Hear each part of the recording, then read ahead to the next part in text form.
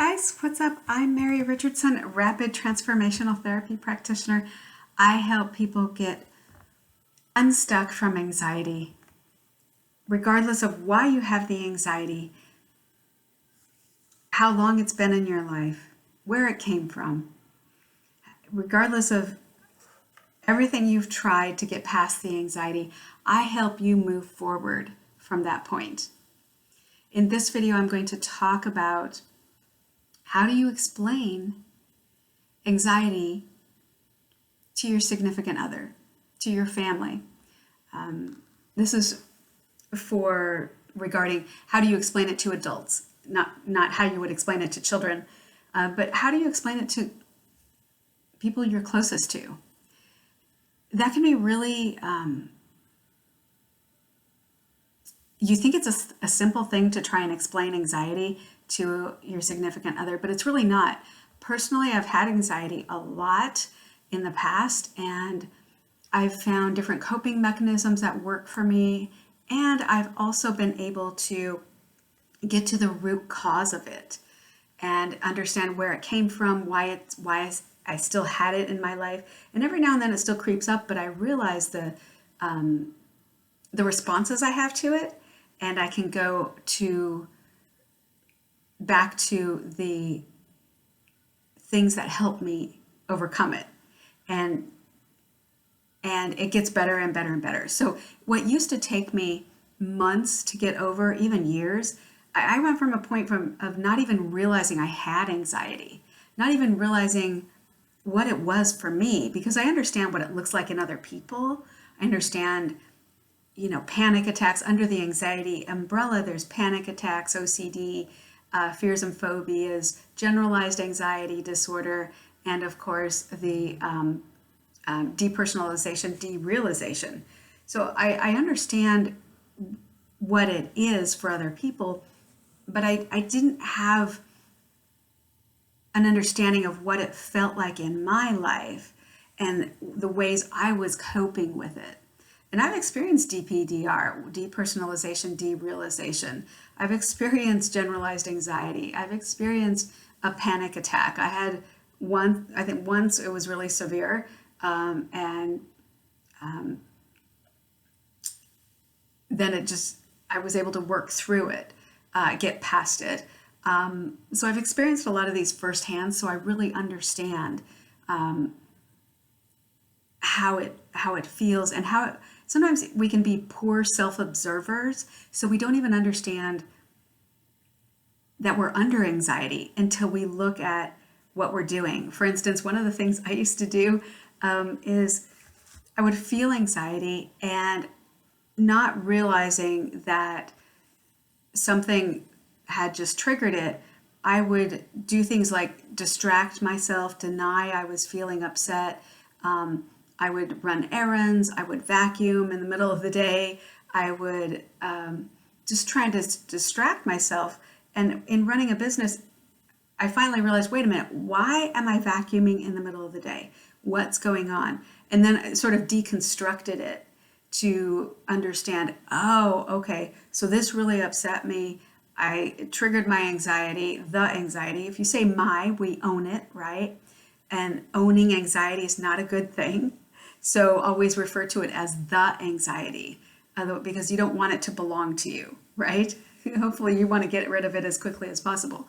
So when I would find myself coping in these different ways, saying, rationalizing why I need to run a bunch of errands in the middle of the day, even though I should be at my desk working, or why I felt the need to vacuum during the middle of the day. Yeah, vacuuming, it helps me think. And running errands kind of takes me out of the moment where I can get in a different environment. And that can be soothing. But I realized I was doing it all the time. And I realized, wait a minute, I'm not getting my work done. I'm not going to reach my goals if I keep doing this. So I got myself to a point where I'd say, okay, why do I feel the need to go and do these things right now? And now I realize that what used to sidetrack me, I never even realized I was doing all these things as a way of coping with anxiety. So I went from that point to the next step, which was seeing that I had these coping mechanisms that weren't serving me, weren't helping me, and they were only a form of distraction. And then I realized, well, what I did right before I distracted myself is I would be in denial. I didn't feel like I could just say, oh, that really stresses me, or that really makes me feel anxious, or what just happened didn't go so well, or I just had a bunch of fearful thoughts and now my anxiety is heightened and I just want to run off and vacuum or run errands or distract myself. So I've gotten to a point now where I don't do those things. I still do them sometimes, but I usually catch myself first and can understand, okay, what was it that in my mind makes me feel like I just want to run? And as I do that, it gets better and better and better because I'm not denying the anxiety, I'm not pushing it down, I'm not running from it, and that has helped me a lot. I know of all the things I can do in the moment, but I had to first understand I was experiencing anxiety. And you may be the same way, where you don't even realize all of the red flags that lead up to an anxiety attack. For you, they can be very specific. So as I've come to understand myself and how I respond, I realize I can't just look at the coping mechanisms. I have to look at, okay, what red flags didn't I see in advance of the coping mechanisms? So anyway, I'm getting better and better, and I've developed or am developing every day, new strategies to help me identify, oh, that really did upset me. What do I do about it instead of pushing it down or ignoring it? All right, so I've covered that. You might be experiencing anxiety every day from work, from family, from kids, and you might just be trying to muscle your way through. But what happens, I know I've experienced, is it doesn't always solve the problem long term. So getting to the root cause of the anxiety for me was life-changing. Because the root cause was always starts with fearful thoughts. Fearful thoughts about the past or about the future or what could happen or what's not happening. And letting those fearful thoughts just kind of overtake me really, really would set off the anxiety. So being aware of what I'm thinking now is one of the things I work towards every single minute of every day, right? What am I thinking about? If I have a negative thought, I immediately have to realize, wait a minute, this is going nowhere. It's going to take me down a rabbit hole that I don't want to be down. It's going to create lots of the videos in my mind of what could happen, how terrible it would be. And those videos can play like in a second in your mind. If you've had strong anxiety, you know what I'm talking about, where all of a sudden you think, well, that didn't go well. Well, here's what could happen. And all of a sudden you get a clear picture of something you really don't want to happen. So I'm catching myself now, and I am not going down those rabbit holes and just changing the picture to what I want to happen. Like what I want to happen is very clear in my mind, and I see it and I feel it. And when you have those feelings of good things happening, those are really more powerful. But it's a process of understanding anxiety. However, let me also add that one of the things that may help you tremendously is to get to the root cause, the core, the point of entry of the anxiety in your life. Why it ever came to be in your life. Why you ever came to allow it to, how you ever allowed yourself to start entertaining all the negative thoughts, all the negative what if thoughts. So if you're a professional, you're a career person, a career-minded woman, man, where you just moving forward, you've got to keep moving forward.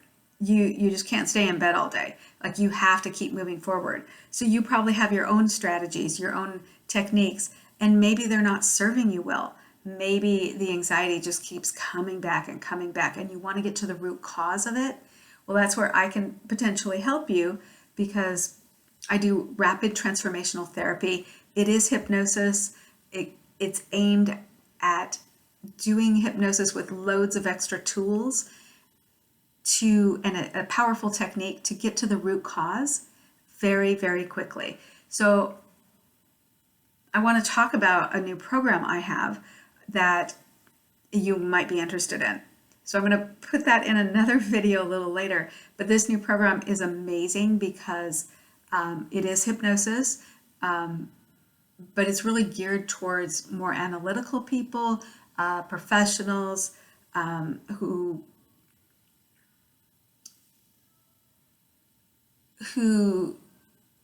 don't really have time to have downtime.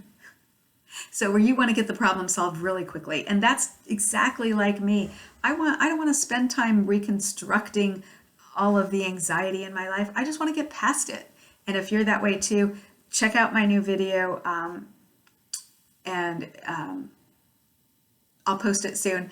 But it is really powerful. If you want more information, drop a comment, and I would love to explain it more to you. But in this video, let's talk about how you can explain anxiety to your significant other, your partner, and so on. And if you're a professional, you probably are even reluctant to explain it to people in your office, etc., because it is a personal thing. So we often try to push it down, deny it, hide it, put on a brave face. But in our personal life, it's very different because our significant others, your husband, your wife, your kids, they all see it, right? And even your friends, they see it. And they want to know, like, what's going on. And it can feel like you might just want to internalize everything and just try to solve it on your own, because it seems like that's how it should work. But when you try to explain it, other people that never have experienced strong anxiety or a panic attack, they might not understand, or they might get frustrated that it's taking you so long to get past it. You might be frustrated with yourself because you feel like it's taking so long to get past it. If that's you, again, drop a comment, ask a question. I'll get definitely back in touch with you. So the best way to explain anxiety is really just to, I think, not try to explain it. In other words, tell them what you need. Do you need some quiet time? Do you need 5 minutes to kind of just be alone, where you can just kind of lay down for a minute, or sit down and close your eyes for 5 minutes and breathe? Just tell them what you need, because they want to help you, but they don't need to understand. It's like, here's a perfect example that just popped into my head. If I need new tires on my vehicle, do I need to know how a tire is made? No. Do I need to know how they're going to put the tires on my vehicle? No. Do I need to know everything about the machine that puts the tires on the vehicle, that screws in the lug nuts? And how do I need to know all those details? No. All I need to know is, what do you need from me? Oh, you need me to pay for it. Great. Oh, you need me to pick out a tire. Great, I can do that. You need me to sit and wait while you put on the new tire. Great, I can do that. See, I just want action items. So your significant other is, we're people, we want to help. So by telling them what you need in that moment, that's how you should explain anxiety, by not explaining it. Just tell them what you need. I hope this video finds you well, my friend. Ask questions, drop a comment. Love to hear from you, and I wish you well. Check out my other videos. Don't forget to like and subscribe if you want to be notified every time I upload a new video. Bye for right now. I'm Mary Richardson, Rapid Transformational Therapy Practitioner. Bye-bye.